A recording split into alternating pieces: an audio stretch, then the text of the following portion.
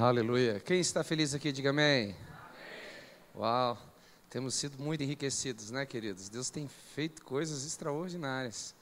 Fiquei muito impactado com essa peça, muito inteligente, uma forma muito autêntica de compartilhar a palavra de Deus.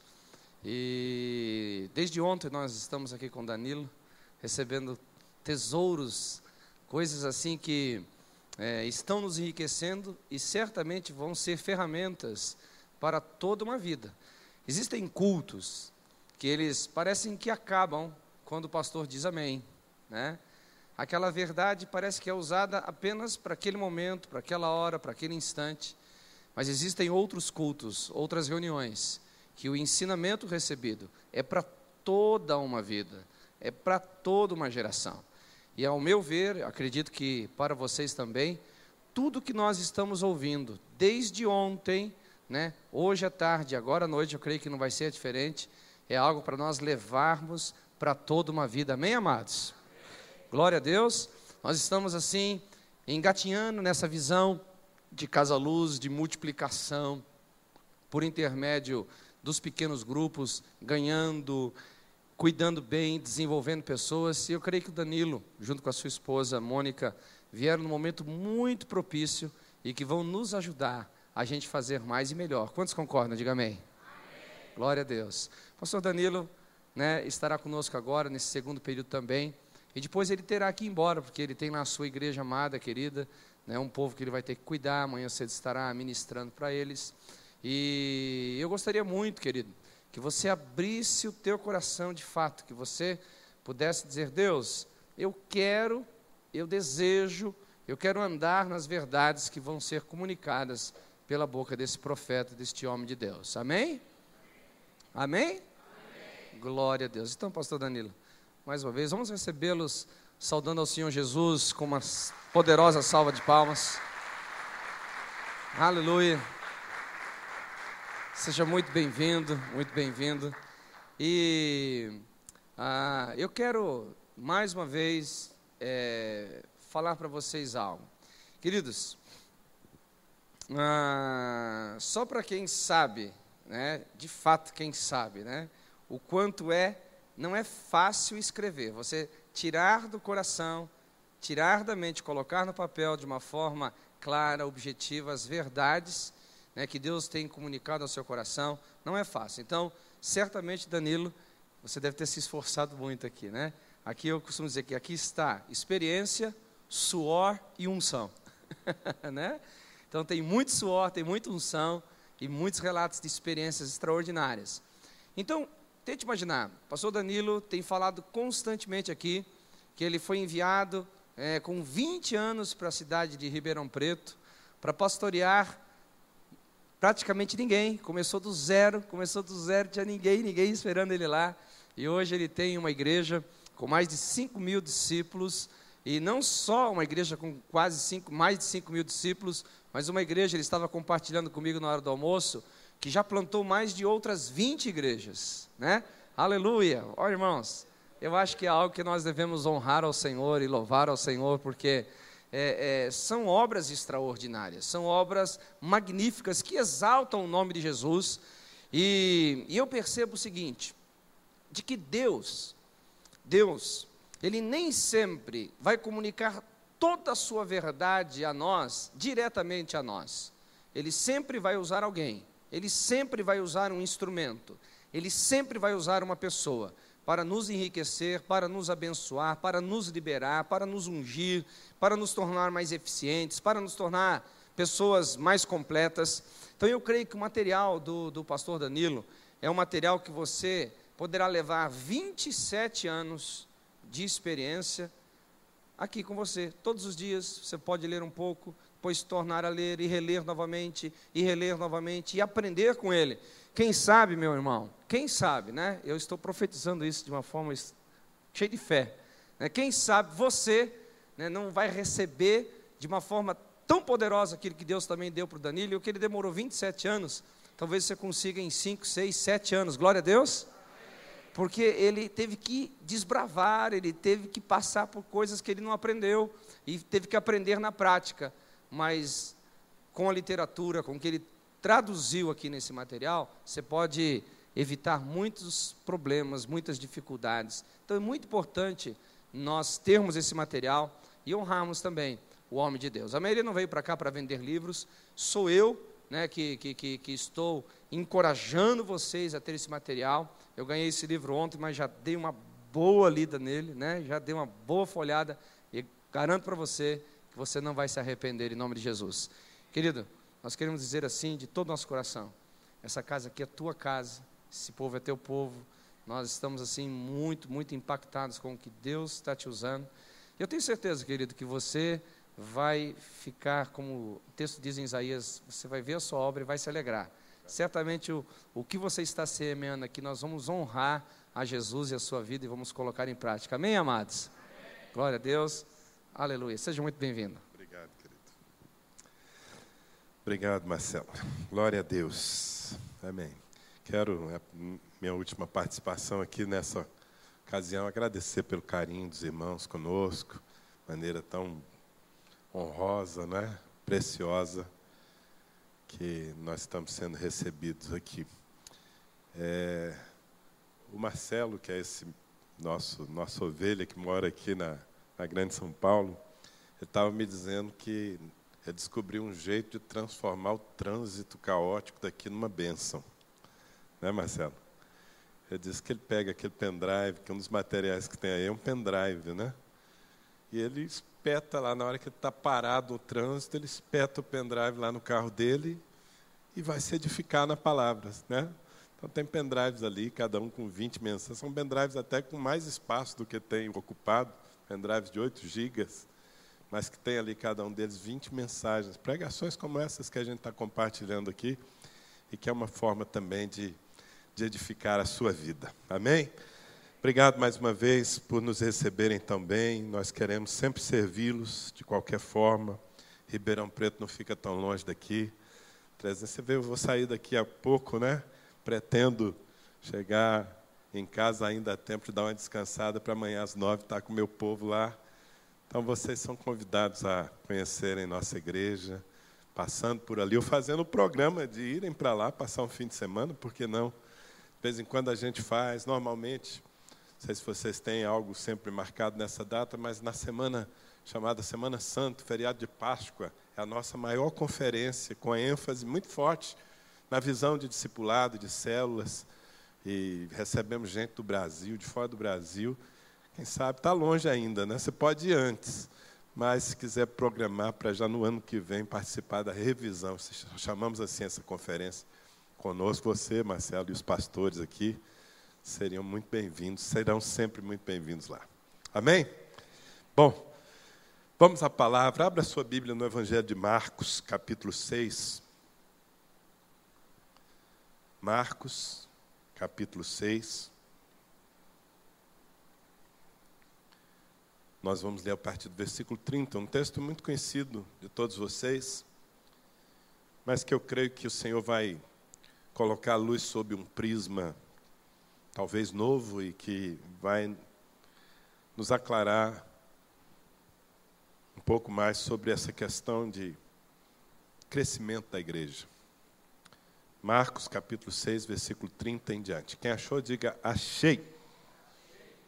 Quem não achou, diga, espera aí, pastor. Ó, o pessoal aqui está rápido no gatilho, né? Ah, não, essa aí não está valendo aqui não, hein? Aí não, com cola também até eu, né? Marcos capítulo 6, a partir do versículo 30. Voltaram os apóstolos à presença de Jesus e lhe relataram tudo quanto haviam feito e ensinado. E ele lhes disse, vinde repousar um pouco à parte, num lugar deserto, porque eles não tinham tempo nem para comer, visto serem numerosos os que iam e vinham. Então foram sós no barco para um lugar solitário. Muitos, porém, os viram partir e, reconhecendo-os, correram para lá, a pé de todas as cidades, e chegaram antes deles. Ao desembarcar, viu Jesus uma grande multidão, e compadeceu-se deles, porque eram como ovelhas que não têm pastor. E passou a ensinar-lhes muitas coisas. Em declinando a tarde, vieram os discípulos a Jesus e lhe disseram: é deserto esse lugar e já avançada a hora. Despede-os, para que, passando pelos campos ao redor e pelas aldeias, comprem para si o que comer. Porém, ele lhes respondeu: dá-lhes vós mesmos de comer. Disseram-lhe: iremos comprar 200 denários de pão para lhes dar de comer? E ele lhes disse: quantos pães tendes? Ide ver. E sabendo-o eles, responderam: 5 pães e 2 peixes. Então Jesus lhes ordenou que todos se assentassem em grupos sobre a relva verde. E o fizeram, repartindo-se em grupos de 100 em 100, de 50 em 50. Tomando ele os 5 pães e os 2 peixes, erguendo os olhos ao céu, os abençoou, e partindo os pães, deu-os aos discípulos, para que os distribuíssem, e por todos repartiu também os 2 peixes. Todos comeram e se fartaram. E ainda recolheram 12 cestos cheios de pedaços de pão e de peixe. Os que comeram dos pães eram 5.000 homens. Diga aleluia. Diga: esse é o meu Deus. Amém? Ele está vivo, não se aposentou, não envelheceu, não desanimou, segue sendo o Deus da multiplicação. Amém?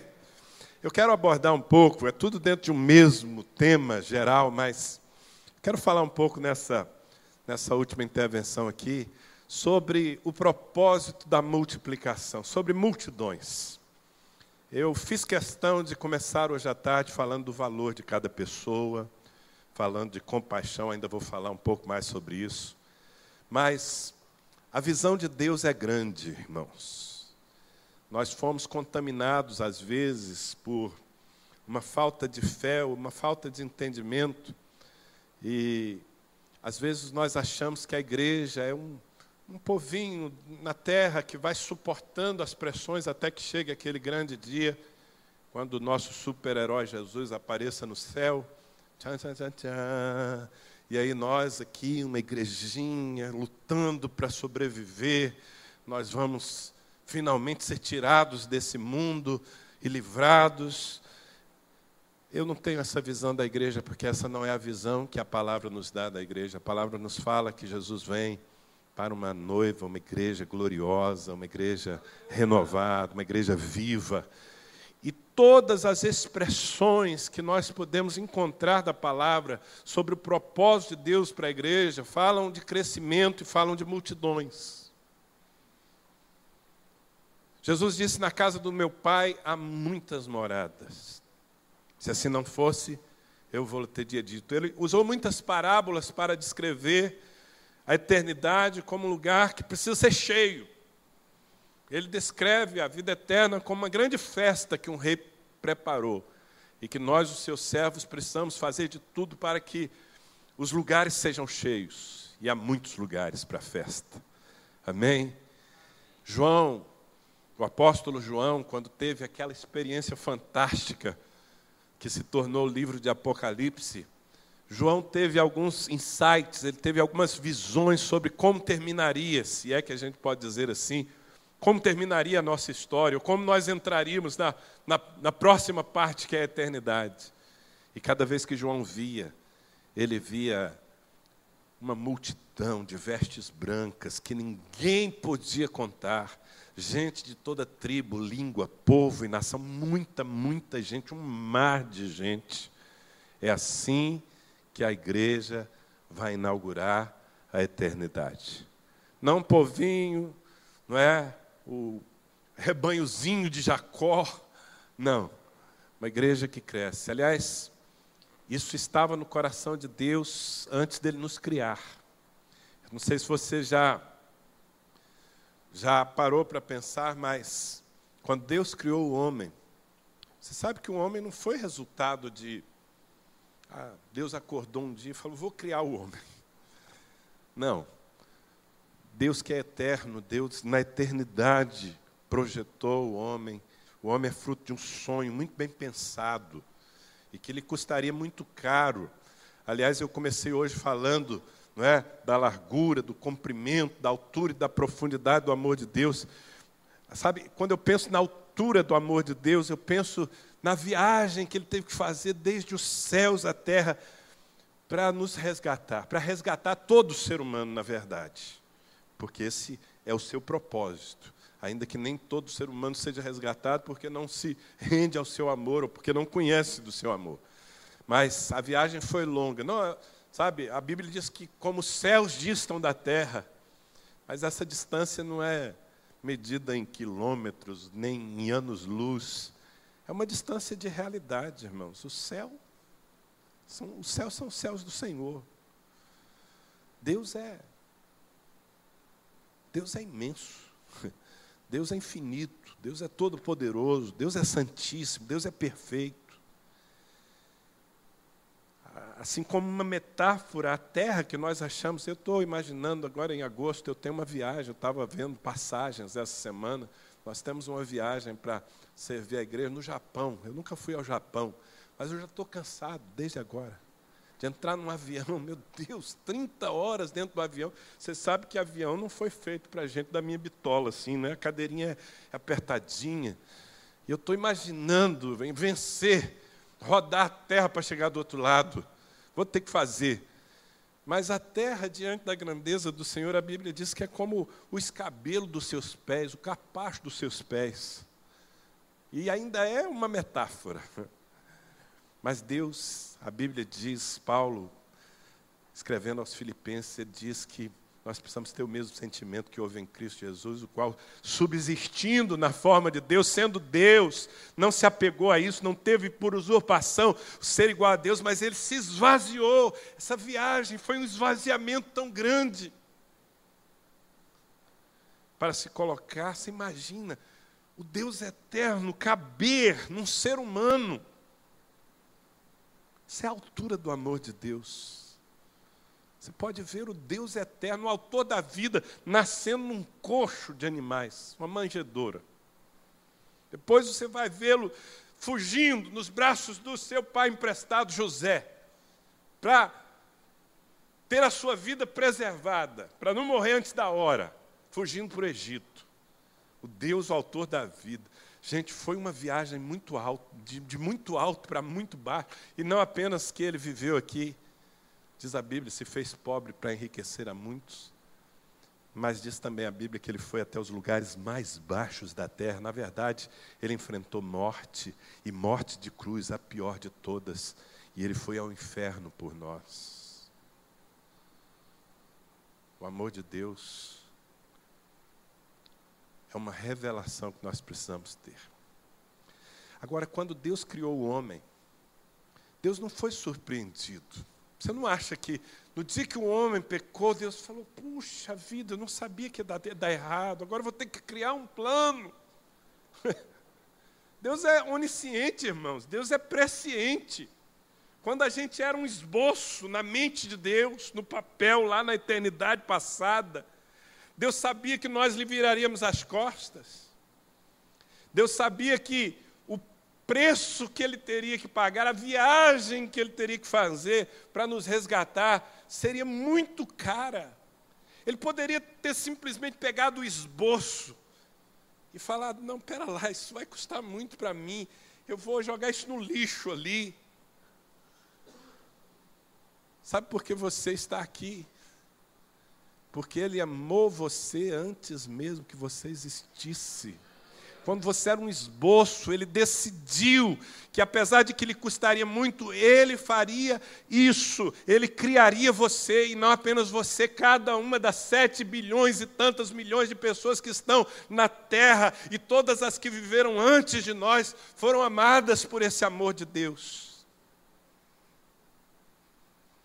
Aí chegou o dia da criação. Deus planejou tudo. E chegou o dia, o momento, na eternidade. Imagine, Deus nunca começou, Ele sempre é, sempre foi. Mas um dia Ele falou, vou criar o homem. E criou. Tinha preparado o cenário, e do pó da terra criou o homem. Diz a Bíblia que soprou o fôlego de vida no homem, o homem abriu os olhos. E quais foram as palavras que saíram da boca de Deus? Quais foram as palavras que inauguraram os ouvidos do homem? eu diria, o que estava entalado na garganta de Deus por uma eternidade, e ele não podia falar aquilo para ninguém, só poderia falar para o homem, que seria a sua imagem e semelhança. Os anjos não são. O que Deus falou com Adão? Qual foi a primeira palavra de Deus que entrou na mente e no coração de Adão? Você se lembra? Crescei e multiplicai-vos, enchei a terra e dominai-a. Eu quero que você entenda assim, a importância do processo de multiplicação da igreja. Isso foi o que Deus guardou uma eternidade, e que ele disse, ao dizer a Adão, ele disse a cada um de nós, ele disse à sua igreja: crescei, multiplicai-vos, enchei a terra e dominai-a. Esse é o propósito eterno de Deus. O propósito de Deus envolve multidões, envolve encher a terra. Encher a terra é parte do processo de domínio. Ele quer que nós dominemos a terra, porque os céus são os céus do Senhor, mas a terra deu a Ele, aos filhos dos homens. Nós pecamos, nós entregamos a terra e a nossa própria vida ao comando de um imperador maligno chamado Satanás. Mas Jesus veio e cumpriu todo o processo do resgate e nos devolveu a nós, os que cremos em sua palavra e cremos na cruz, naquilo que Ele fez. Ele nos devolveu ao propósito. Deus nunca mudou de ideia. Diga para a pessoa que está ao seu lado: Deus nunca mudou de ideia. O que Deus tinha em mente no começo, ao criar o primeiro ser humano, Ele continua tendo em mente: crescei e multiplicai-vos, enchei a terra e dominai-a. Essa é a ordem para a igreja. Deus não tem um plano B. Deus não tem um plano B.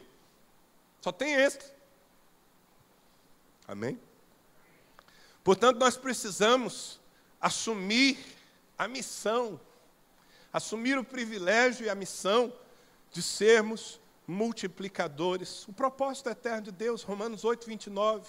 Aos que dantes conheceu, a estes também predestinou para serem conformes à imagem de seu Filho, a fim de que ele, Jesus, seja o primogênito entre muitos irmãos. Aos que antes conheceu, nós somos conhecidos desde a eternidade passada. A esses predestinou. Você foi predestinado, você tem um predestino, você já veio endereçado para um propósito. Que propósito é esse? Que você seja alguém semelhante a Jesus Cristo na terra. Amém? Mas não apenas você.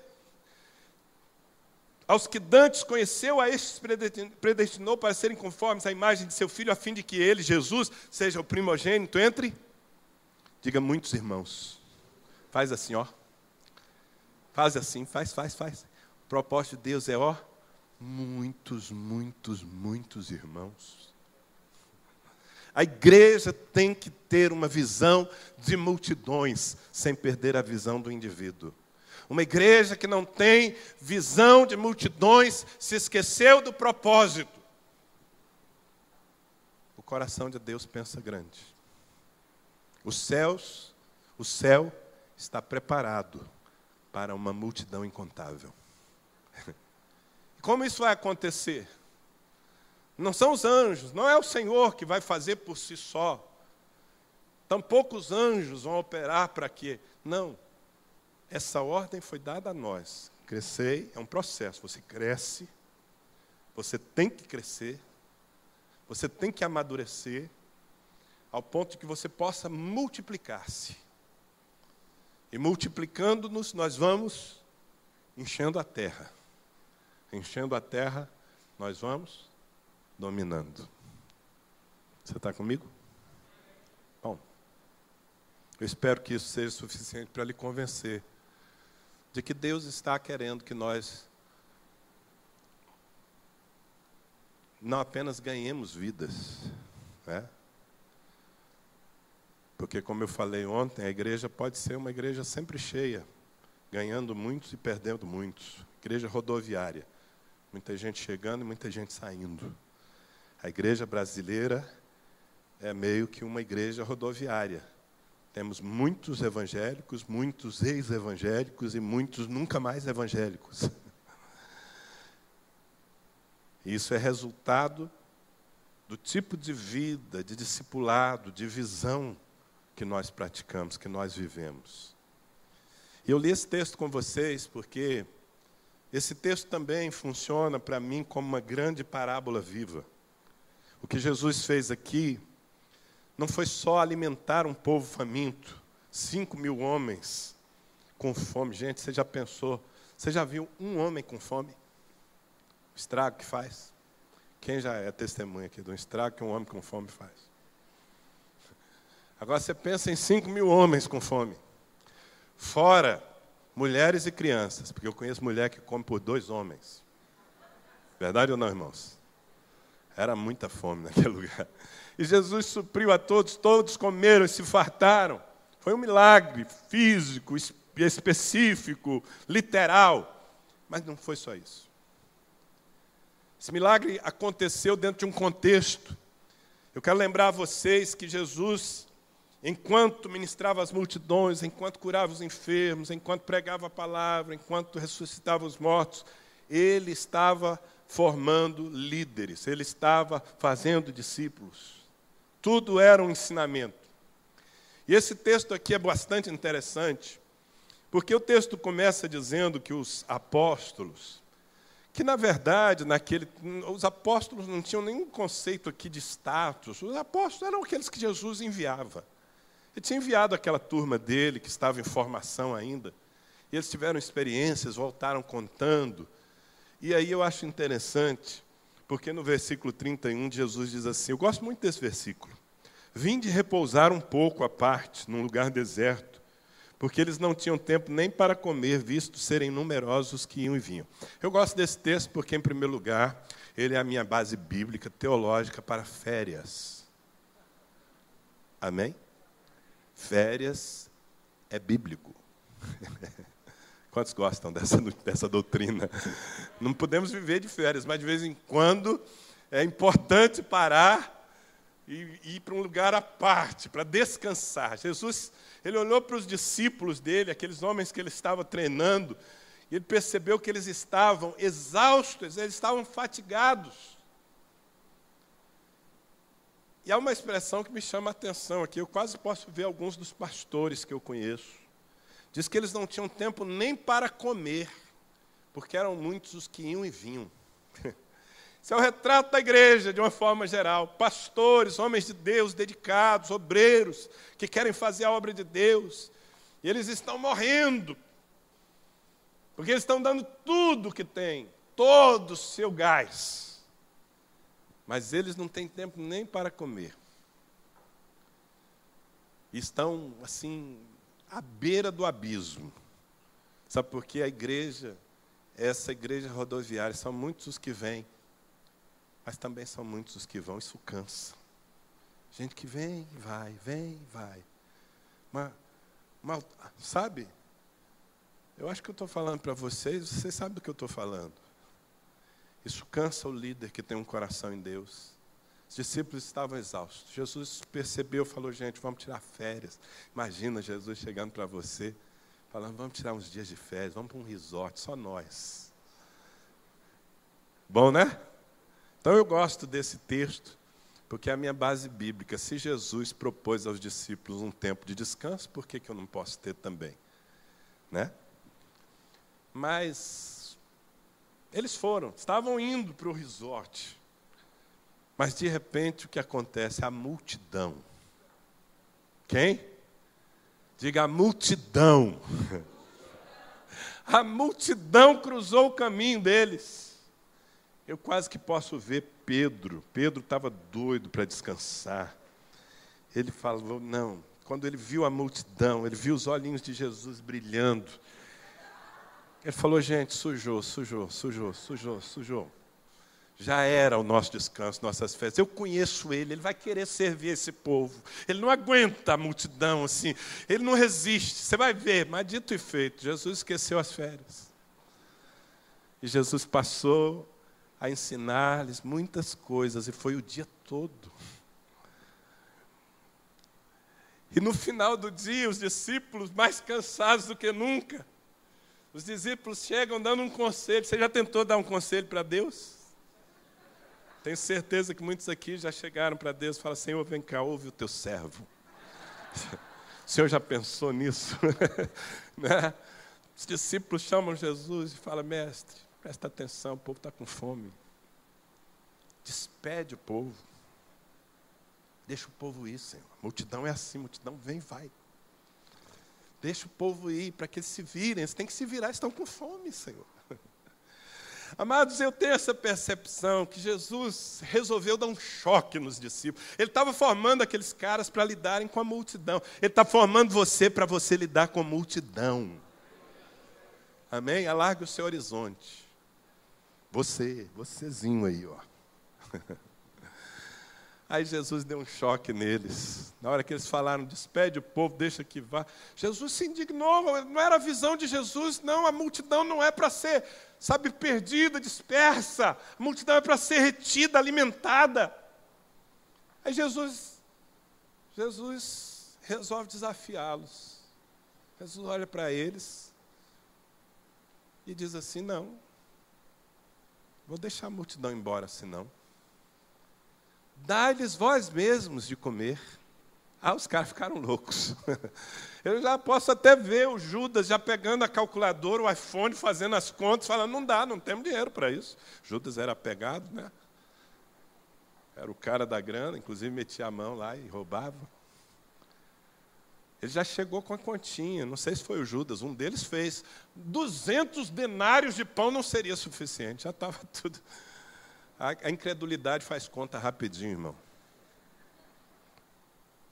Jesus falou: não, vou ensinar vocês a lidar com as multidões. Vou ensinar vocês a segurar as multidões. Vou ensinar vocês a alimentar multidões. Vocês precisam aprender isso.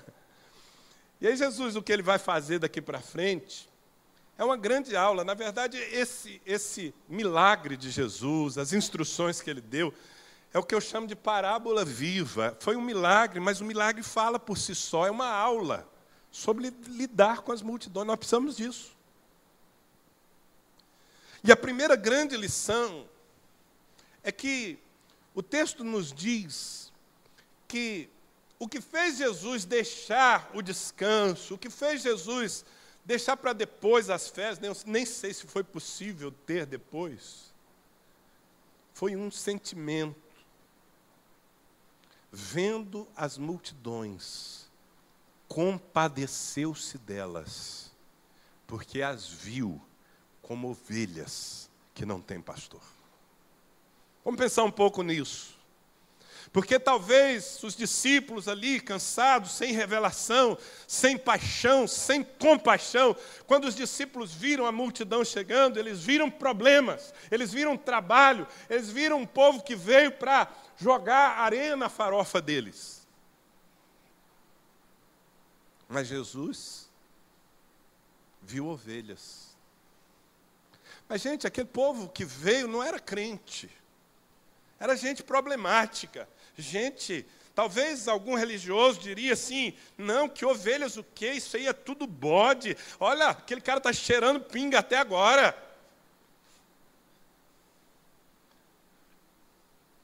Nós somos muito preconceituosos com as pessoas que não têm o nosso estereótipo, que não falam o nosso evangeliquez. Imagine essa cena, uma casa-luz aqui da igreja de vocês. O líder vai começar a reunião, tem ali 2 visitantes, primeira vez que estão no meio de uma reunião de crentes. E eu e o líder vai começar a reunião, fala: bem-vindos, que bom que vocês estão aqui, vamos orar. Aí o líder começa a orar. E diz: meu Deus, eu te dou graças, Senhor, por essa noite. E porque temos aqui, meu Deus, 2 ímpios, 2 perdidos, Senhor. Te dou graças por esses pecadores que estão conosco. Na hora que ele abriu os olhos, irmãos, os caras já vazaram. Já foram chamados de ímpio, de pecador, de iníquo. Vai embora, que vai ficar aqui o quê? Eu estou exagerando, né?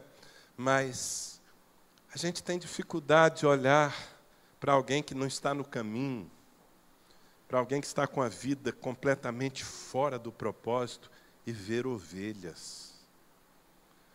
Jesus se compadecia daquelas pessoas, porque na ótica de Jesus eram ovelhas. Não, mas se são ovelhas, por que estão vivendo essa vida errada? Se são ovelhas, por que estão no adultério? Por que são mentirosos? Por que são desonestos? Sabe por quê? Porque não tem pastor. Essa é a primeira lição. Então Jesus, que se compadece das ovelhas que não têm pastor, ovelha sem pastor não tem chance, está perdida para sempre. Então, sentindo por essas pessoas, aí de novo voltamos ao amor de Deus, a largura, o comprimento, a altura, a profundidade do amor de Deus, a motivação. Porque vamos nos dedicar às multidões, porque vamos perseguir as multidões, porque vamos trabalhar pelas multidões, porque vamos nos cansar pelas multidões. Bom, tem muita gente fazendo isso por motivos errados. Há muitos que querem as multidões, como eu falei ontem, porque multidão significa dinheiro, multidão significa poder político, multidão significa status. Mas aqueles que têm o coração de Jesus, eles querem as multidões, porque eles são movidos de compaixão. A visão de Deus é uma visão de compaixão. Amém? Foi isso que fez com que Jesus mudasse a sua agenda. Quando nós estamos dispostos a mudar a nossa agenda, quando nós estamos dispostos a, depois de uma semana de muito trabalho, de trânsito caótico, de tanta coisa que consumiu nosso tempo, nossa energia, chegar num sábado, num domingo e dar o tempo que nós temos para orar por alguém, para discipular alguém, para sentar com alguém, gastar 2 horas mais, ou quem sabe atender um telefonema no meio da noite de um novo convertido, ou de alguém nem convertido ainda, que diz eu preciso de ajuda. Crentes convenientes não têm tempo para essas coisas, mas crentes cheios de compaixão mudarão as suas agendas para servir ao propósito de Deus. Então Jesus muda a agenda, deixa o descanso para depois. Eu me lembro que quando nós começamos, porque lá na nossa igreja, não é, como eu falei, por anos nós ficamos na visão celulite, somente engordando crente, cuidando de crente. Mas quando veio esse entendimento, nós começamos a nos movimentar, a correr muito para ter as multidões, para salvar os perdidos. E uma irmãzinha que estava comigo desde o começo, acostumada, né, naquele bem bom. Um dia ela chegou para mim e falou, pastor, não vai dar não, desse jeito não tem condição. Olha a correria que viveu. Essa igreja virou uma correria, é uma trabalheira, essa visão exige muito de nós. Eu falei, irmã, você está enganada. Essa visão não exige muito, não. Essa visão exige tudo. Se você não estiver disposta a dar tudo por essa visão, vai ser difícil, você não vai suportar. Você vai ter que converter o seu coração, porque essa visão exige tudo de nós, porque ela exigiu tudo do nosso Deus. Bom, então tudo começa com compaixão. Amém? O combustível. Agora, Jesus, quando desafia os discípulos a resolverem o problema da multidão, Jesus dá alguns comandos e tem sabedoria de Deus nisso aqui. Nós precisamos entender essas coisas. Primeira coisa que Jesus, quando ele dá a missão, sem dar o processo, sem dar, né, a estratégia, os discípulos se apavoram. Não, é impossível. Que é isso? 5.000 homens, tem 10.000 pessoas aqui no mínimo. Como é que nós vamos alimentar esse povo? Nós não temos... Que é isso, Jesus? Impossível. Amados, quando a gente começa a fazer o exercício de pensar grande, de pensar em multidões, a primeira conclusão que a gente chega é, não temos condição. Ei, não, para de sonhar. Olha para nós não temos condição. Nós não temos recursos para isso. Essa é a primeira reação nossa, não é? Mas isso é um problema, Porque enquanto a igreja põe os seus olhos naquilo que ela não tem, ela não faz. Nenhum processo de multiplicação começa a partir do que a gente não tem. Todo processo de multiplicação depende de um milagre de Deus, mas ele só começa a partir do que a gente tem. É por isso que Jesus olha para eles, depois deles apresentarem os cálculos, mostrar a calculadora, Jesus fala, não quero saber o que nós precisamos ter, eu quero saber o que nós temos. O que nós temos? Aí, um discípulo lá, meio, quem sabe até revoltado, né? Fala assim, olha, Senhor, é ridículo o que nós temos. Chegou esse menino aqui, apresenta um adolescentezinho lá, esse menino impertinente aqui, a gente com tanto problema grande para fazer, esse menino chega aqui com 5 pães e 2 peixes. Ó, menino, sai para lá, menino.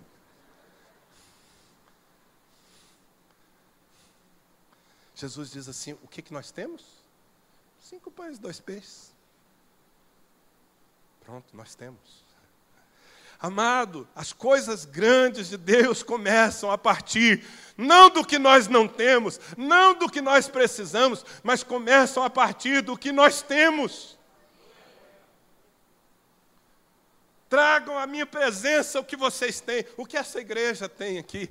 Para ganhar São Paulo, para ganhar milhares e milhares, tão pouco. Ei, mude a sua ótica.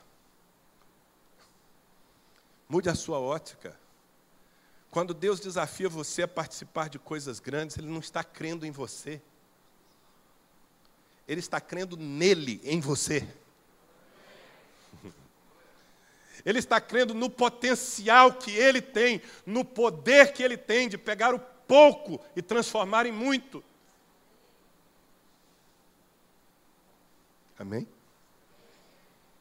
Se isso entrar em você, mudou os paradigmas, mudaram os paradigmas. Se isso entrar em você, Deus só precisa do que nós temos. Se o que nós temos for colocado nas mãos do Senhor, vai haver multiplicação. Amém? Funciona em qualquer área. Qualquer área. Um dia um profeta chegou para uma viúva que estava catando uns gravetinhos e pensando, bem, vou fazer o último bolinho que dá, porque tem um pouquinho de farinha e azeite na minha casa, vou comer desse bolinho, vou morrer depois. Essa era a sua perspectiva. O profeta chega e diz, mulher, prepara algo para que eu coma. Ela diz, meu Senhor, ela tem os olhos no que ela não tinha. Foi preciso que o profeta ministrasse a ela. E aí ela resolveu pegar o que ela tinha, que era muito pouco, mas ela colocou à disposição de Deus. E a multiplicação começou a acontecer. A minha palavra para você, em nome de Jesus, pelo Espírito Santo nessa noite, é ponha o pouco que você tem à disposição de uma multiplicação sobrenatural de Deus nessa igreja. O pouco que você tem uma casinha com uma sala pequena que cabe 4, 5 pessoas apertadinhas. Abra a porta da sua casa e permita que Deus multiplique aquilo. O que você tem é um carro que pode passar por algumas regiões, trazendo gente para a casa de Deus. Põe à disposição. O que você tem é um resto de tempo, depois de uma semana de trabalho, de muito suor. O que você tem é um pouco de força que lhe sobra. Ponha isso à disposição da multiplicação e Deus vai fazer milagres aqui nesse lugar.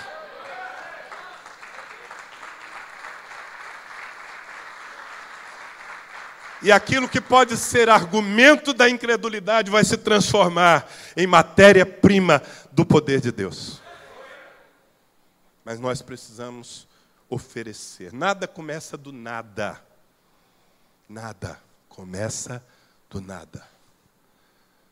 Se Deus vai fazer dessa igreja uma igreja de multidões, e esse é o propósito dele, precisamos oferecer ao Senhor o que nós temos agora. Nossos recursos, nosso tempo, nossos dons, nossas casas, com um propósito: segurar as multidões. Atrair e segurar as multidões. Quem está entendendo? Mas vamos à estratégia, porque, Nós temos 5 pães e 2 peixes, muito poucos, mas temos o Senhor Jesus aqui. Temos tudo. Como é que a gente faz agora? Jesus diz, a multidão precisa ser organizada em pequenos grupos. Diga, pequenos grupos. Pequenos grupos. Como é que você alimenta 10.000 pessoas, assim, chutando por baixo? Eram 5.000 homens, fora mulheres e crianças. O pessoal naquele tempo não tinha televisão, fazia muito filho. Era muita gente, irmãos. Amém? Muita gente. Como é que se alimenta muita gente? Você já pensou na hipótese que o pessoal lá, cheio de fome, alguns desesperados, se Jesus levantasse não sei o nome do sanduíche, era peixe com pão, é o quê? Macfish?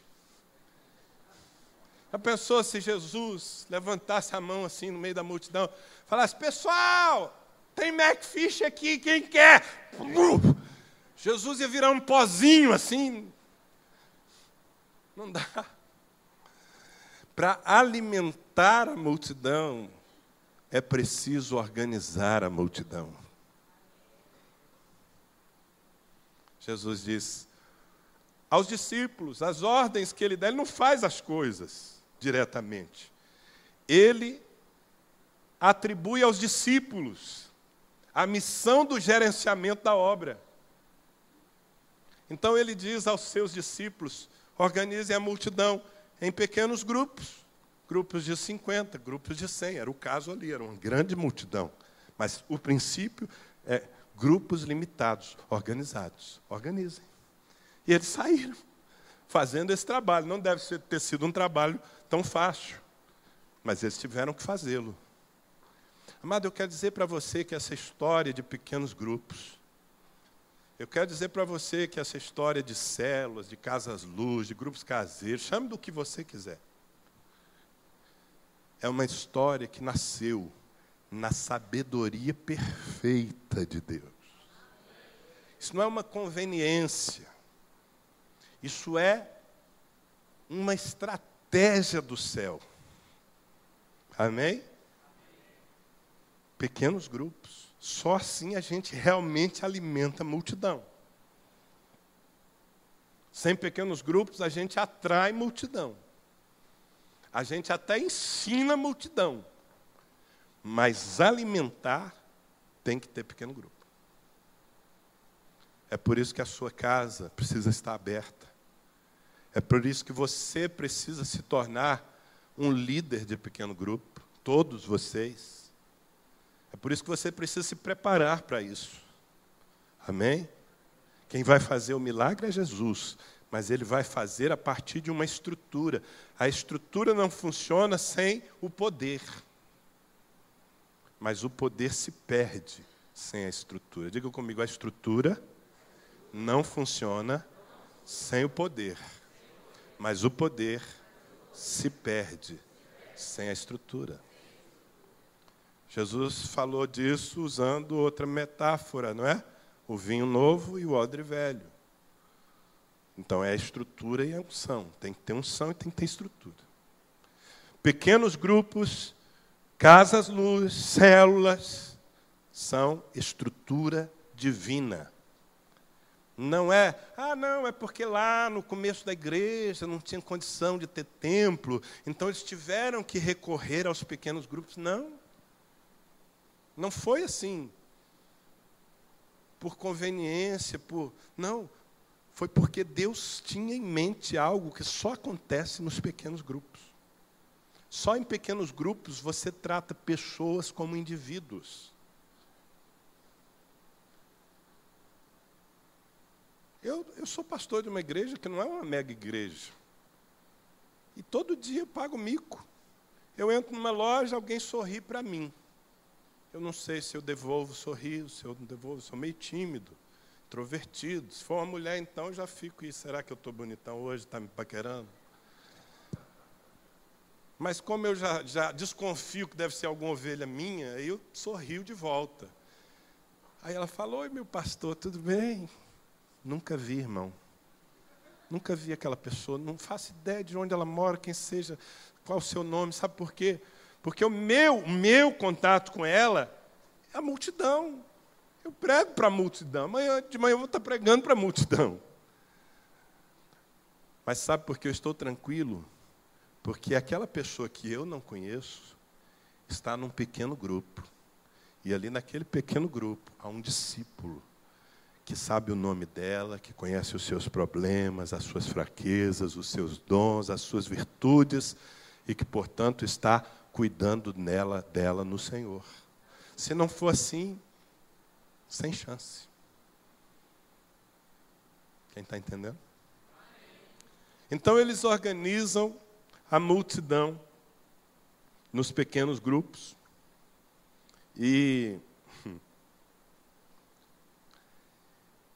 E aí Jesus abençoa o material que tem disponível e começa a repartir. Tem uma outra estrutura importante aqui. Jesus não saiu distribuindo pão diretamente. Ele não foi a cada grupo de 50 e de 100 falando, tá aí pessoal, olha Fast Fish aqui, o McFish aqui e tal. Heaven Fish, fica melhor assim. Não. Jesus pegava e dava aos seus discípulos.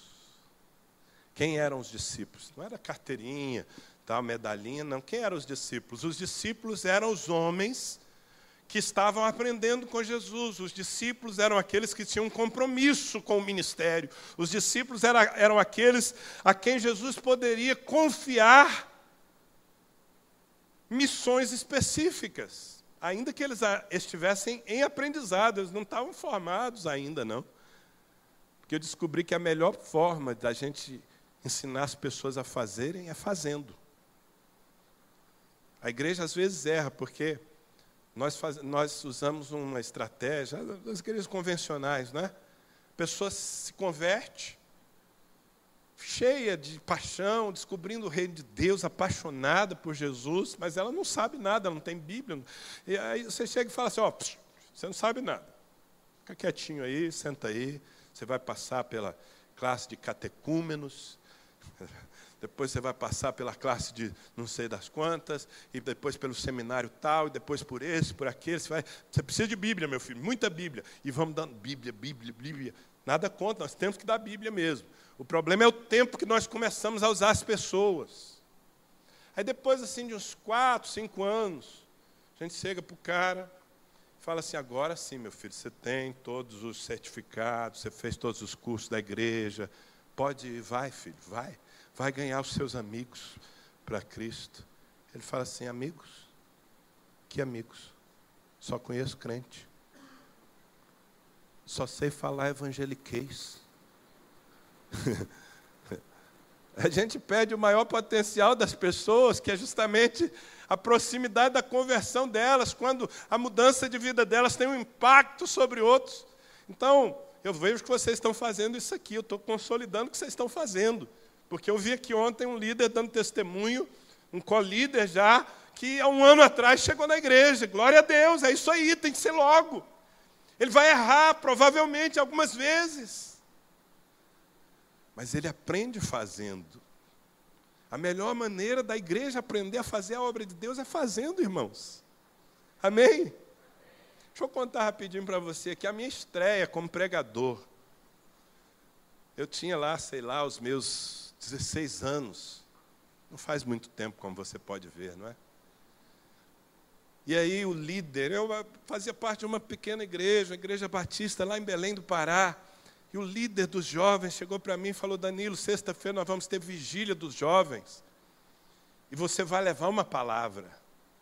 Gente, que semana terrível, uma semana de insônia, de dor de barriga. Eu não era capaz de conversar, manter um diálogo com uma pessoa. Como é que eu ia falar para um grupo?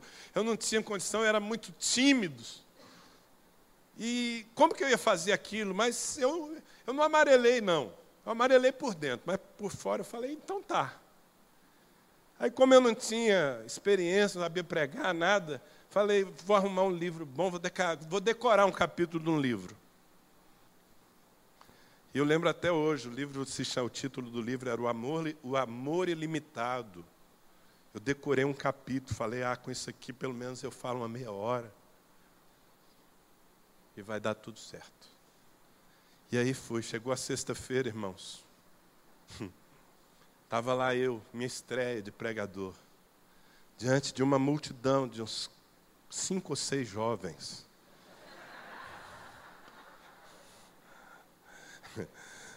Não mais que isso. E a Bíblia tremendo na minha mão, porque eu estava muito nervoso e a Bíblia ficava tremendo. Não teve um santo, um anjo que botasse um púlpito, eu tive que ficar segurando a Bíblia. E quanto mais tremia, mais eu ficava nervoso. E pior de tudo, irmãos, aquele capítulo que eu achava que ia dar uma meia hora, com 10 minutos tinha acabado.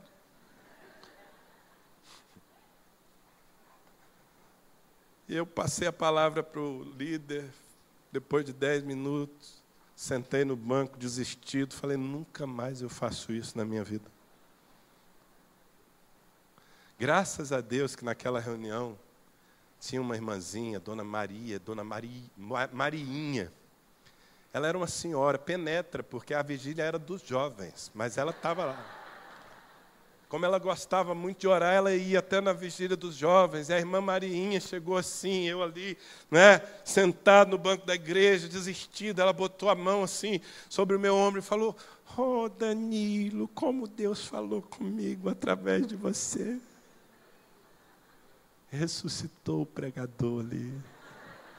Se eu estou aqui nessa noite, dá graças a Deus pela vida da Dona Marinha. Não, mas estou contando isso porque é assim que a gente aprende. Graças a Deus por aquele líder que sabia que eu ia pagar o mico, provavelmente eu não ia fazer bem feito, mas ele me empurrou a fazer a obra. Tem um amigo, pastor César Farrado, que é lá de Bogotá, Colômbia, ele conta a história que ilustra isso. Diz que fizeram uma recepção para homenagear um homem, e aquele salão estava cheio, todas as pessoas que estavam presentes tinham participado de um cruzeiro, num navio, então estavam ali os passageiros, os tripulantes do cruzeiro, e colocaram um homem assentado numa cadeira e começaram a fazer discurso, elogiando, falando, olha, nós estamos aqui para elogiar o Senhor, todos nós que estávamos naquele navio, porque aquele ato heróico que o Senhor teve de salvar aquela criança, quando naquela noite ela caiu no mar, aquele mar revolto, o Senhor se lançou para salvar aquela criança. Então, e aí muita gente, várias pessoas fizeram seu discurso. O comandante do navio disse, eu nunca vi um homem tão corajoso como o Senhor, parabéns. Por fim veio a mãe da criança, falou, olha, eu devo a vida do meu filho ao Senhor, eu não sei nem como pagar isso, todo mundo aplaudiu, o homem estava lá meio constrangido, recebendo tudo aquilo. No final deram a palavra para ele. E ele falou, olha, eu agradeço a todos pelas palavras. Realmente, a coisa mais importante que eu fiz na minha vida foi salvar aquela criança aquele dia. Mas eu sei que eu nunca mais vou ver todos vocês, todas as pessoas que estavam naquele navio. Tem uma coisa que me tira o sono todos os dias, desde aquele. Eu preciso saber, vocês têm que me responder isso. Quem foi de vocês que me empurrou naquele mar para salvar aquela criança? Porque eu nunca faria aquilo por mim mesmo. Eu descobri que essa é uma boa maneira de ensinar. Empurrar as pessoas. Eu estou sempre empurrando gente no mar. Claro, eu procuro ensinar a nadar primeiro. Mas empurrando. Jesus fez isso, pegou os 12 e falou, vocês vão ser os agentes do milagre. Quem faz o milagre sou eu, mas vocês vão ser canais, eu quero que vocês distribuam. E eles faziam essa ponte entre o líder e a multidão, amados, como Deus precisa que você se torne um discípulo fiel. Uma pessoa disposta a fazer esse caminho entre a liderança, entre o Senhor, inclusive, e as pessoas que estão famintas e que não têm maturidade ainda e que não podem fazer esse papel ainda. Os discípulos fizeram isso. Levaram, pegavam E a multiplicação acontecendo, inexplicável. 5 pães e 2 peixes, Jesus ia repartindo, ia dando para os 12, e os 12 iam fazendo. E todos comeram e se fartaram. Bom, foi maravilhoso. Eu acho que eles não dormiram aquela noite. Não dormiram pensando no que tinha acontecido. Não só, talvez não dormiram também de torcicolo, porque diz a Bíblia que sobraram 12 cestos cheios de pão e de peixe. E Jesus, para deixar bem marcada a situação, falou: cada um de vocês pega esse cesto de pão, põe na cabeça e carrega agora, para vocês nunca mais duvidarem que eu sou capaz de fazer do pouco muito. Pode pegar aí, todo mundo. Essa é a minha leitura da Bíblia, tá? Maravilhoso, maravilhoso. Agora, quando eu digo que isso foi mais do que um milagre, que Jesus estava ensinando estratégias e princípios para tratar com a multidão, é porque eu vejo depois isso acontecendo de outra forma. Quando você abre a sua Bíblia lá no início do livro de Atos, Jesus já não está mais presente, Jesus já tinha partido, tinha morrido, ressuscitado, tinha sido assunto aos céus. E os discípulos, esses mesmos, com mais alguns, 120, estavam reunidos. E de repente veio o Espírito Santo, aquela embriaguez geral, 9 horas da manhã, todo mundo cambaleando ali, falando em línguas. Vocês sabem do que eu estou falando, né? E a multidão, quem? Diga: a multidão. A multidão veio. Porque onde tem poder, a multidão vem. Diga comigo: onde tem poder, a multidão vem. Mas onde tem estrutura, a multidão fica. A multidão veio, o poder trouxe a multidão. O poder trouxe a multidão. Mas e agora? Aí Pedro, cheio do Espírito Santo.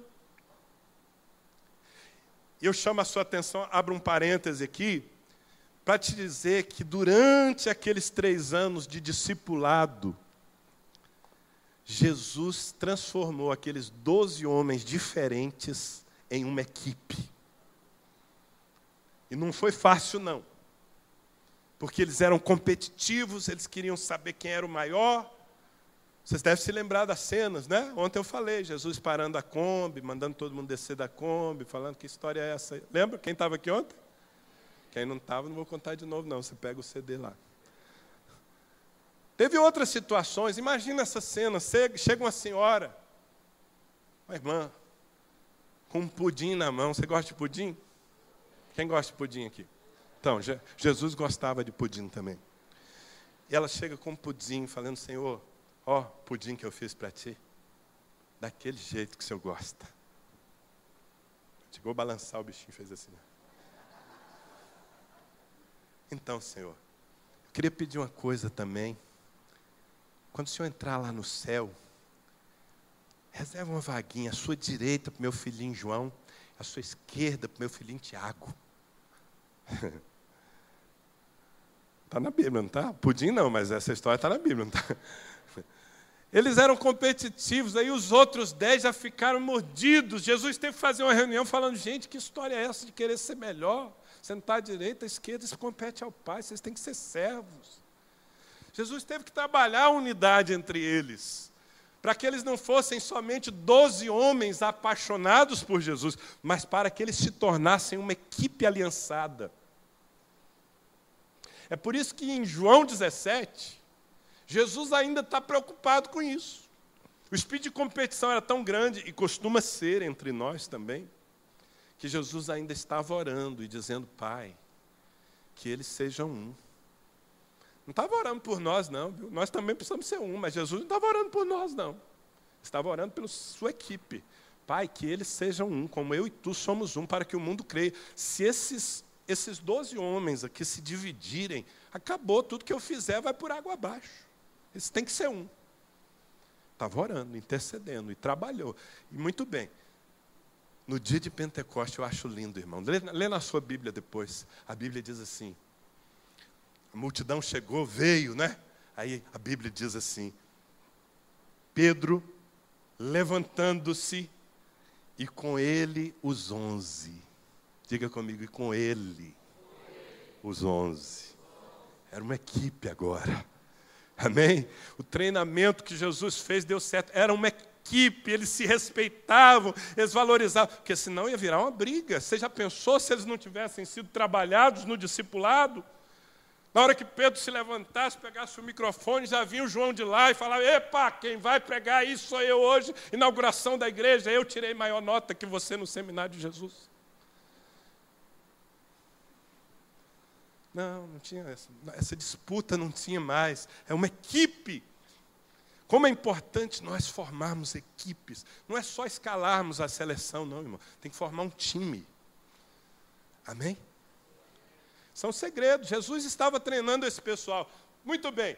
Dia de Pentecostes, está lá, a multidão de novo cruzando o caminho. Como é que a gente vai segurar a multidão? Como é que a gente vai fazer para que a multidão não saia daqui e disperse?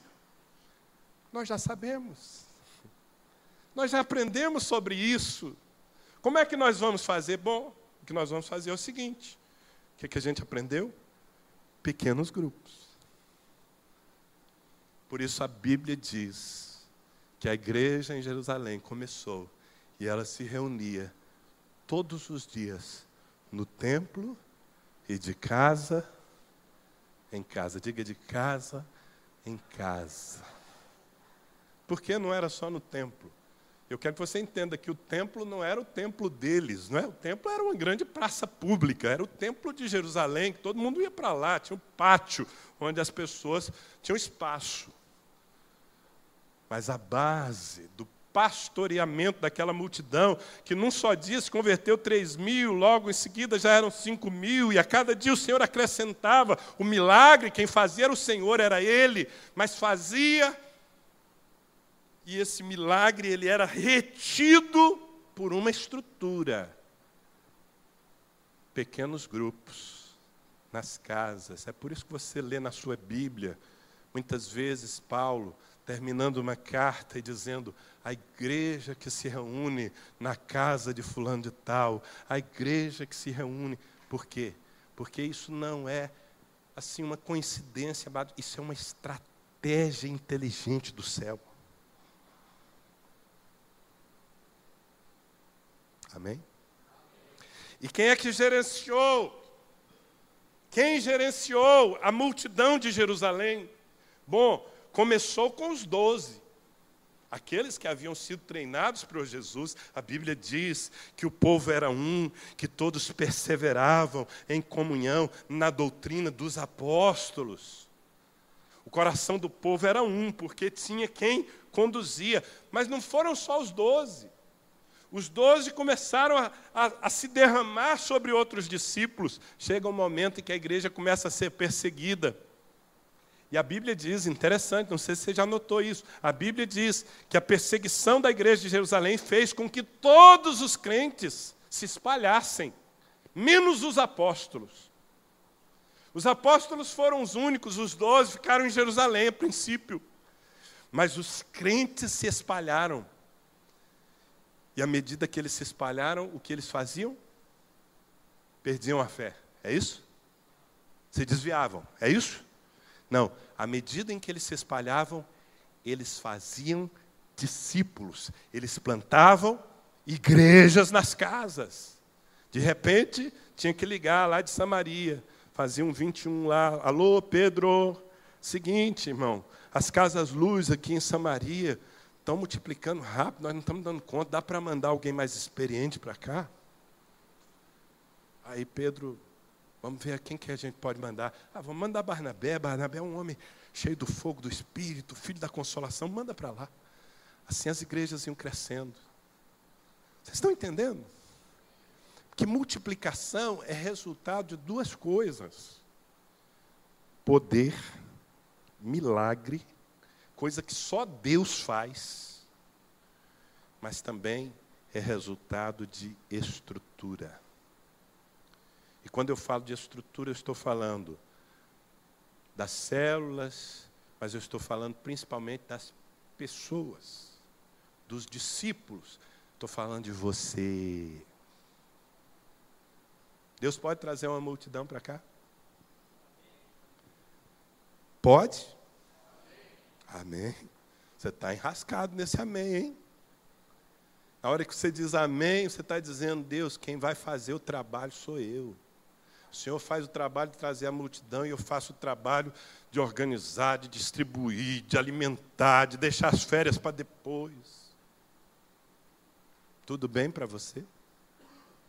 Você está disposto a ser um agente da multiplicação, compreendendo que foi isso que fez com que Deus criasse o homem, compreendendo que quando você é agente da multiplicação, quando você é um discípulo frutífero, trabalhador, dedicado, que deixa as férias para depois, quando você é alguém assim, aquilo que Deus falou a Adão lá no comecinho, crescei e multiplicai-vos, enchei a terra, dominai-a. Aquilo pode ser viabilizado agora, no século 21. Esse é o nosso chamado, irmãos. Esse é o nosso chamado. Não é fruto de soberba, vamos ser uma grande igreja. Porque se a gente for uma grande igreja, o nosso pastor vai ser mais famoso ainda, quem sabe a gente põe até uma foto dele lá na porta, assim. Não é para isso. É porque Deus ama cada ser humano.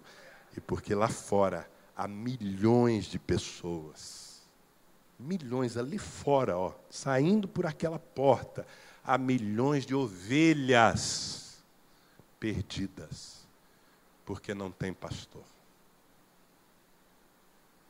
Quem aqui vai ser o pastor dessas ovelhas? Deus está chamando você.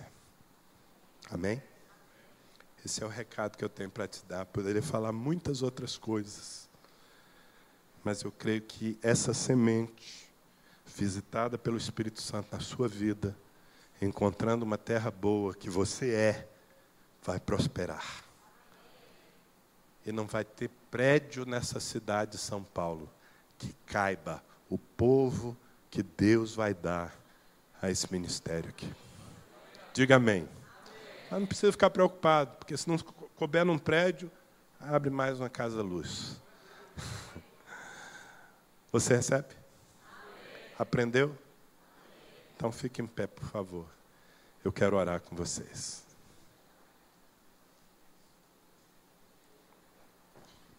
Se pelo menos algum músico aqui puder fazer o clima. Dá para fazer o clima, irmão? O clima do Espírito. Quem faz o clima somos nós juntos, amém? Coração sedento. Amado, você quer viver isso? Isso não é um sonho, eu não vim aqui pregar uma ilusão para você, querido. Eu vim falar do que Deus quer fazer. Deus quer usar você. Amém? Levanta as suas mãos aos céus, começa a orar e dizer, meu Deus, dilata a minha fé, dilata a minha mente, o meu coração, minha visão, meu entendimento. Ore ao Senhor, Deus, eu quero enxergar isso mais claramente dentro de mim. Eu quero me ver nesse cenário, Senhor.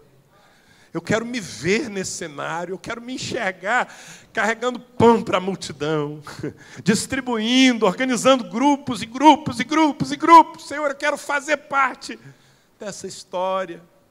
Eu não quero ser um espectador apenas, uma testemunha. Eu quero ser um ator. Eu quero ser um agente.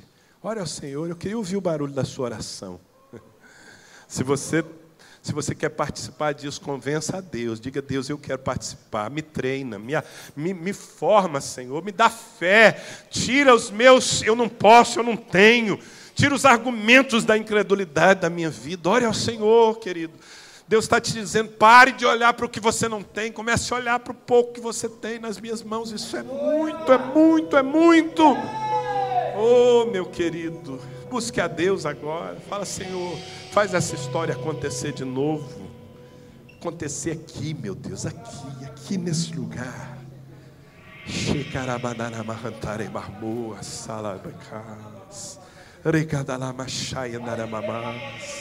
Busque ao Senhor, busque ao Senhor, busque ao Senhor, busque com algum desespero. Diga, Deus, mas só se o Senhor agir. Ele quer agir.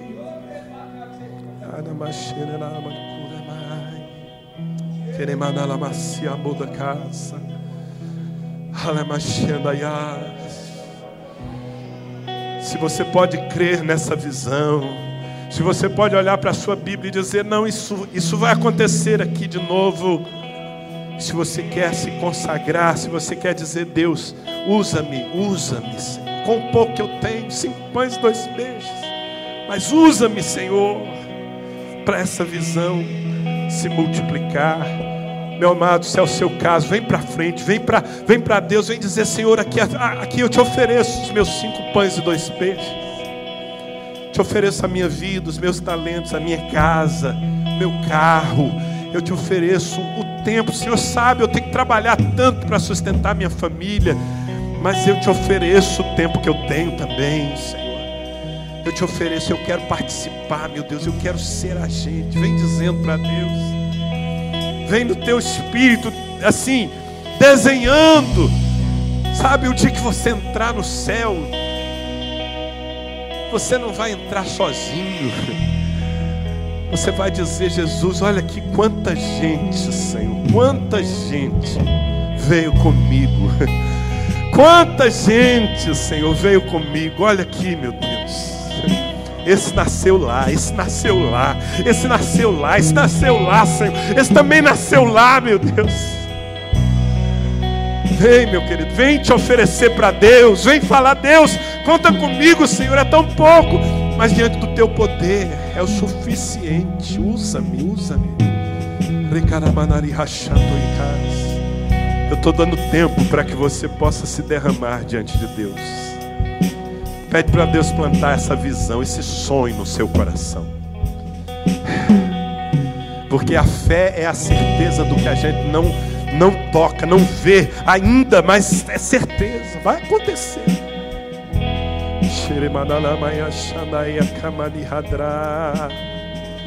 Quem poderia dizer que 12 galileus, 12 homens sem instrução, iletrados, pobres, revolucionariam a história humana? Quem poderia dizer que eles se tornariam uma multidão incontável, invadindo nações e nações e nações?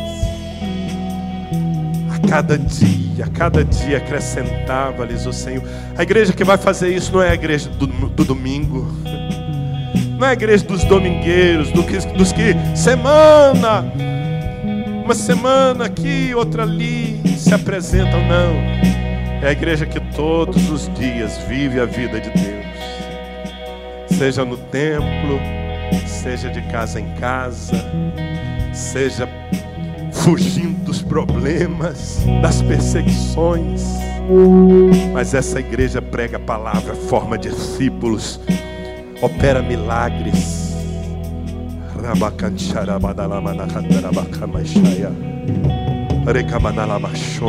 Vamos pedir, vamos invocar essa unção sobre nós.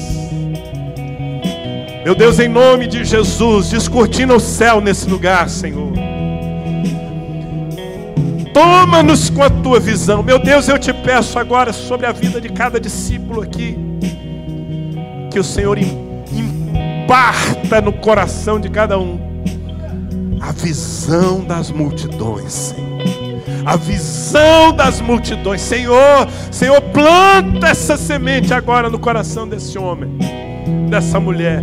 Que esse argumento da tua palavra seja mais forte do que o argumento do eu não posso, eu tenho pouco, eu não tenho condição, eu nunca vou chegar. Não, essas coisas se curvam diante do poder da tua palavra, Senhor. Venha a tua unção, a ousadia, a intrepidez, meu Deus, a disposição de começar, não ficar esperando, começar a 5 pães e 2 peixes. Comece com isso. Meu Deus, em nome de Jesus, as casas que estão aqui, essas casas luz que já tem a sua porta aberta, Senhor, é o começo de algo grande. Senhor, nós profetizamos, multiplica os líderes, Senhor. naquela casa luz, que se reúne com 5, 6, 10 pessoas. Meu Deus, aqueles que estão recebendo agora, nós visitamos a vida deles no Espírito e nós dizemos: é um líder, é um líder, é um líder, vai se levantar no poder do Espírito Santo.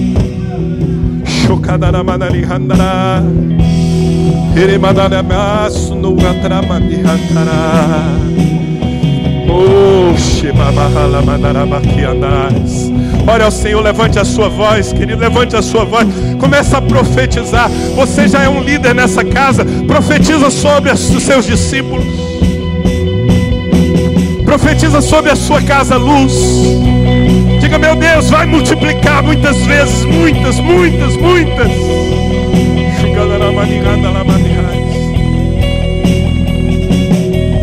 Mas se ofereça, diga: meu Deus, eu quero ser um daqueles 12. Eu quero ser um daqueles que pega na tua mão e leva para a multidão, Senhor. Eu não quero ser só do que come, eu quero ser do que leva. Eu quero ser do que organiza, do que gerencia, do que pega o milagre e compartilha o milagre, Senhor. Chegará a labarrache.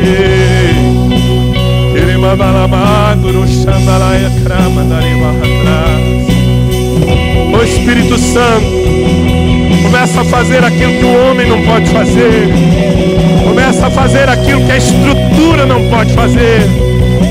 Começa a fazer aquilo que o nosso esforço não alcança.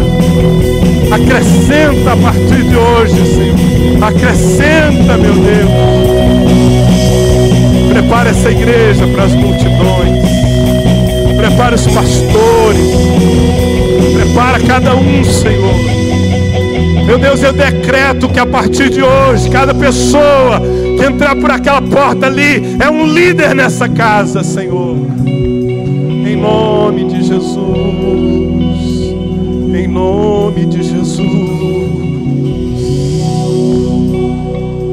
Ele é poderoso para fazer infinitamente mais do que tudo quanto pedimos ou pensamos, conforme o seu poder que opera em nós. Diga: o meu Deus, diga, meu irmão, meu Deus é poderoso para fazer infinitamente mais do que tudo quanto eu peça, ou do que tudo quanto eu pense, conforme o seu poder que opera em mim. Bate a mão no peito assim e fala: que opera em mim. Diga: o poder de Deus opera em mim. Amém. Glória a Deus. Eu ainda quero fazer uma oração, porque nós cremos na transferência, não é? Fazendo discípulos, Jesus disse: eu lhes tenho transmitido a glória que me deste. Todo homem de Deus, todo ministério tem uma glória, tem uma unção. Ela é de Deus, que é repartida. Não é do homem, é de Deus. E se eu posso nessa noite repartir algo com você, eu quero repartir essa unção de multiplicação, essa unção de fazer discípulos. Você quer? Levanta bem alto sua mão, sim. Vem cá, Mônica. Nós queremos orar por vocês. Queremos que o Espírito do Senhor, que nos tirou lá de um sonho pequenininho de ter uma igrejinha de 100 membros, e que agora nos motiva todos os dias a acordar e trabalhar para ganhar a nossa cidade. Esse mesmo Espírito, que Ele opere na sua vida, que essa unção entre em você hoje.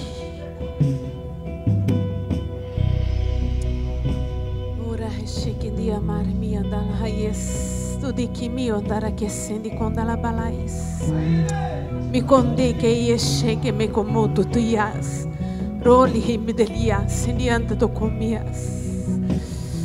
Oh, ye medias. Sericanda tu comia te que chete que som de te que le miki de vi com mapa ricanda de te que as. Esse de condara bala bare mi candara balaias. Show de candara bala bare mi andala balaias. Cheio de candala bala bare mi candara balaias. Sinto Deus falar com alguém aqui nesse lugar. Você pediu um tempo para Deus há um tempo atrás, para cuidar dos teus próprios negócios, e Deus te deu, te abençoou, te fez prosperar. E agora Deus diz: chegou a hora de você cuidar das minhas coisas. Cheire quando ele que se bombo moriandari que dele se de candarabalaias. E eu ainda multiplicarei mais as tuas coisas. Que me roupam tutu e que ele chite candarabalaias. Dá-me do teu tempo, diz o Senhor. Me como roubari candarabalaias. Me entrega os teus projetos. Você vai começar a ver o que estou a fazer através de você. Os teus não acreditam em ti, mas eles verão. Shekondarabahalabarabahalaias. Sikomondorobolabarabahalamarachadicandalaias. Eu começo a fazer a partir de agora um reboliço no meio dos teus.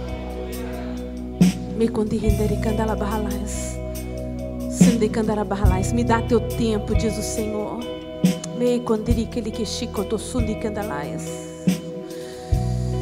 Meu Deus, tudo que nós temos, tudo que nós somos, temos e somos por Ti e para Ti, dizemos juntos nessa noite: eis-nos aqui.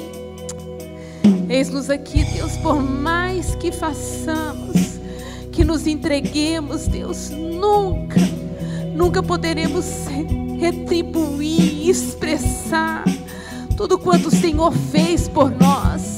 Queremos dizer juntos: eis-nos aqui, conta conosco. Nessa noite, meu Deus, eu abençoo o teu povo, os teus filhos queridos, amados, o teu tesouro dessa terra, Deus. Eu quero declarar uma unção nova queimando nos seus corações, Deus, daquela compaixão que faz com que a gente saia do nosso lugar, do nosso comodismo, dos nossos próprios prazeres. Em nome de Jesus Cristo, eu quero deixar Deus declarar esse coração queimando, ardendo por vidas, em nome de Jesus Cristo. Deus, em um poder sendo liberado para multiplicação, em nome de Jesus Cristo. A partir de hoje eu quero declarar: nós abençoamos o teu povo aqui, Deus, e declaramos por terra limites de incredulidade, de medo, de inferioridade, de incapacidade, de timidez. Em nome de Jesus Cristo, derruba nessa hora, faz cair por terra, Deus, todo bloqueio, toda insegurança, Deus, todos os argumentos naturais e todos os sofismas do inferno que prende, Deus, os pés, que trava a voz. Nós queremos declarar liberdade nesse lugar, ousadia, intrepidez. Dá volume à voz da tua igreja, traz força e autoridade, Deus, na voz do testemunho, que a partir de hoje, Deus, esse povo aqui, Deus, Senhor, que pode ser que para muita gente seja insignificante, mas, Senhor, eles possam começar a ver a tua glória, o teu poder agindo de uma maneira sobrenatural, milagrosamente, Deus, o pão sendo multiplicado, as vidas sendo multiplicadas, as famílias sendo multiplicadas, em nome de Jesus Cristo. Estabelece hoje o teu marco, estabelece hoje, Deus, uma nova página, um novo capítulo na vida desse irmão, na vida desse casal, nessa família, Deus, em nome de Jesus Cristo, em nome de Jesus. Senhor, da unção, daquilo que o Senhor, daquilo que é santo e que o Senhor tem repartido conosco ali em Ribeirão Preto. A visão das multidões, do discipulado, da intrepidez, da paixão por gente. Meu Deus, nós transferimos, nós impartimos sobre o teu povo aqui nessa noite, Senhor. E que essa semente prospere no coração de cada um, para a glória do nome do Senhor. Sempre para a glória do nome do Senhor. Em nome de Jesus. Diga: eu recebo. Diga assim: olha, dentro de mim está uma multidão, e ela virá à luz, em nome do Senhor. Amém? Dê um aplauso ao Senhor.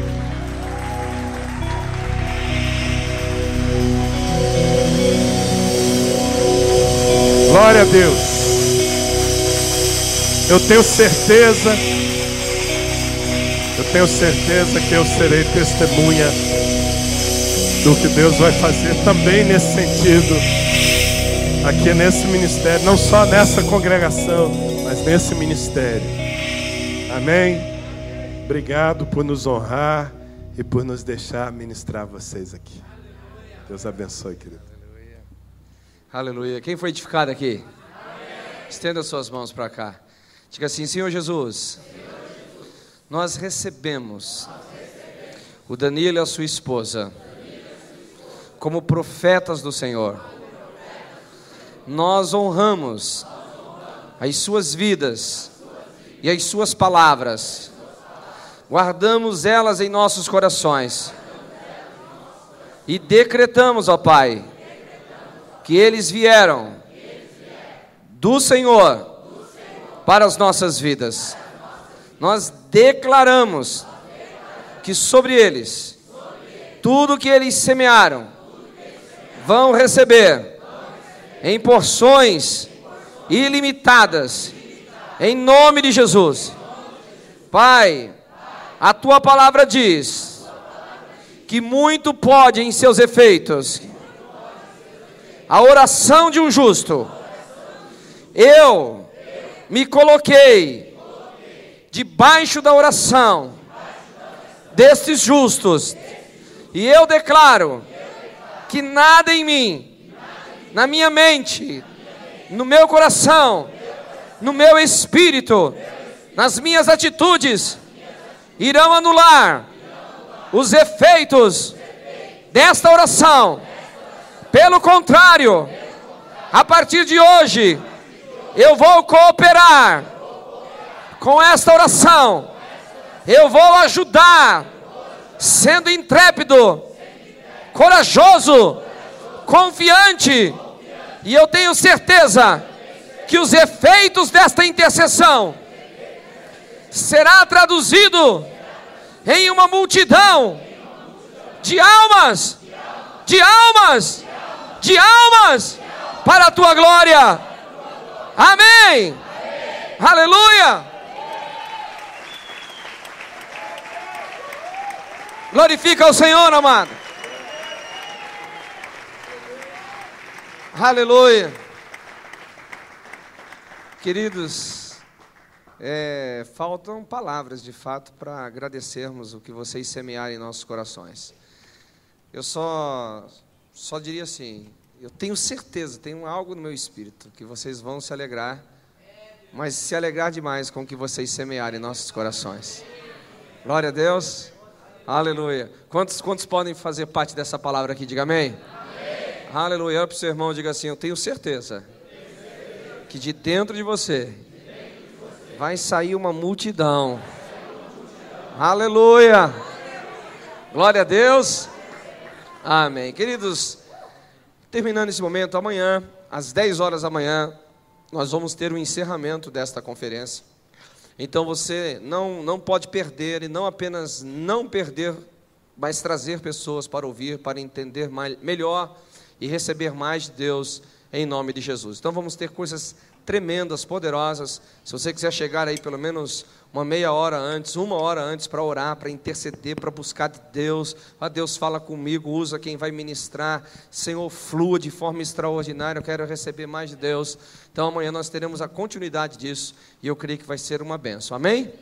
Glória a Deus. Então olhe para o seu irmão e diga assim: você me ama, como prova do seu amor por mim, eu quero um livro do pastor Danilo.